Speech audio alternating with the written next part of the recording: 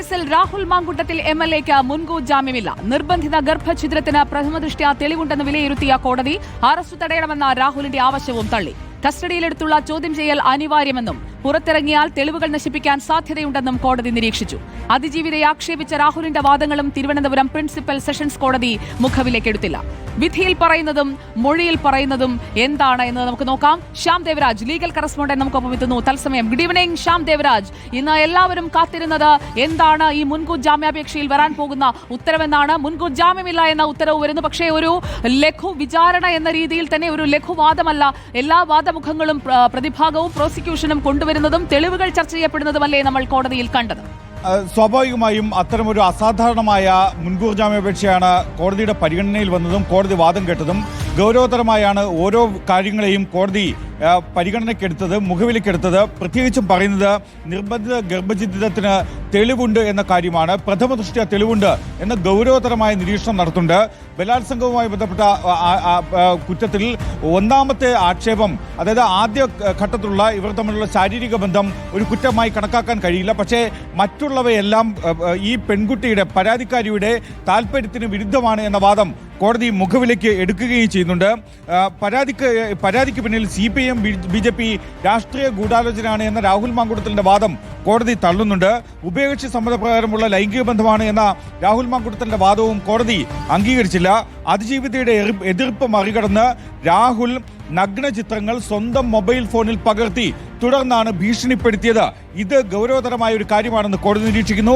ബന്ധം പുറത്തറിയാതിരിക്കാനായി ഈ ചിത്രങ്ങൾ ഉപയോഗിച്ച് നിരന്തരം ഭീഷണിപ്പെടുത്തി എന്ന പ്രോസിക്യൂഷന്റെ വാദവും കോടതി അംഗീകരിക്കുന്നുണ്ട്. മറ്റൊരു ഘട്ടത്തിൽ ഈ ഗർഭഛിദ്രത്തിനായുള്ള മരുന്ന് കഴിക്കുന്നത് ആത്മഹത്യ ചെയ്യുമെന്ന് ഭീഷണിപ്പെടുത്തി മരുന്ന് കഴിപ്പിച്ചു എന്നായിരുന്നു പ്രോസിക്യൂഷന്റെ വാദം. അത് ഗൗരവതരമായി തന്നെയാണ് കോടതി കാണുകയും ചെയ്യുന്നത്. ഗർഭത്തിന് അപകടമുണ്ടാകുമെന്നറിഞ്ഞ് രാഹുൽ വീണ്ടും ലൈംഗിക ബന്ധത്തിന് നിർബന്ധിച്ചു. ഡോക്ടറുടെ കൺസൾട്ടേഷൻ ഇല്ലാതെ കഴിക്കാൻ പാടില്ലാത്ത മരുന്നാണ് രാഹുൽ മാങ്കുട്ടത്തിൽ കഴിച്ചത് എന്ന ഒരു ഘട്ടത്തിൽ പ്രോസിക്യൂഷൻ വാദമുയർത്തി. ആ വാദവും കോടതി പരിഗണിക്കുകയാണ്. പരാതിക്കാരിയുടെ മൊഴിയെ, ഡോക്ടറുടെ മൊഴി സാധൂകരിക്കുന്നു എന്ന നിരീക്ഷണം കോടതി ഇതിൽ നടത്തുന്നുണ്ട്. രാഹുൽ മാങ്കുട്ടത്തിനെതിരെ പക്ഷേ രണ്ടാമത്തെ പരാതി ഈ ഘട്ടത്തിൽ പരിഗണിക്കാനാവില്ല എന്നാണ് കോടതി നിരീക്ഷിക്കുന്നത്. അതുകൊണ്ട് തന്നെ രണ്ടാം FIR അനുസരിച്ച് സ്ഥിരം കുറ്റവാളി എന്നതിന് ഈ വാദം പരിഗണിക്കാനാവില്ല എന്നുകൂടി പ്രിൻസിപ്പൽ സെഷൻസ് കോടതി നിരീക്ഷിക്കുകയും ചെയ്യുന്നുണ്ട്. നിർബന്ധിത ഗർഭഛിദ്രത്തിന് പ്രഥമദൃഷ്ട്യാ തെളിവുണ്ട് എന്ന് കോടതി നിരീക്ഷിക്കുന്നുണ്ട്.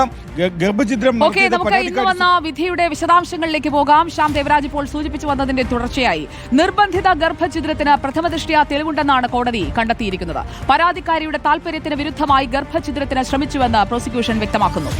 പരാതിക്കാരിയെ സമ്മർദ്ദപ്പെടുത്തി ഗർഭഛിദ്രം നടത്തിയെന്നും പ്രോസിക്യൂഷൻ കണ്ടെത്തുകയാണ്. രാഹുൽ മാങ്കുട്ടത്തിനൊപ്പം ഒരു ജീവിതം ലഭിക്കുമെന്ന് കരുതി ഗർഭഛിദ്രത്തിന് സമ്മതിക്കുകയായിരുന്നു പരാതിക്കാരി.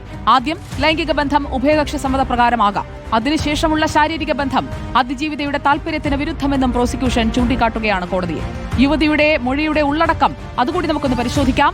അതിജീവിതയെ ആദ്യം ബലാത്സംഗത്തിന് വിധേയയാക്കിയത് 2025 മാർച്ച് 4-നാണ്. യുവതിയെ മർദ്ദിച്ച ശേഷം ബലാത്സംഗത്തിന് ഇരയാക്കുകയായിരുന്നു. 2025 ഏപ്രിൽ 22-ന് ഗർഭിണിയാണെന്ന് അറിഞ്ഞുകൊണ്ട് വീണ്ടും ബലാത്സംഗത്തിനിരയാക്കി.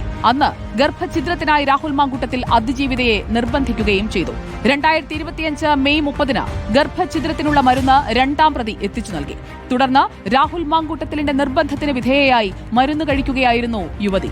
കോടതിയിൽ ഇതിനെ ഖണ്ഡിക്കുന്നതിനായി രാഹുൽ മാങ്കുട്ടത്തിലിന്റെ അഭിഭാഷകൻ നിരത്തിയ വാദങ്ങൾ കൂടി നമുക്ക് നോക്കാം. പരാതിക്ക് പിന്നിൽ CPIM BJP രാഷ്ട്രീയ ഗൂഢാലോചന എന്നതാണ് പ്രധാന വാദം.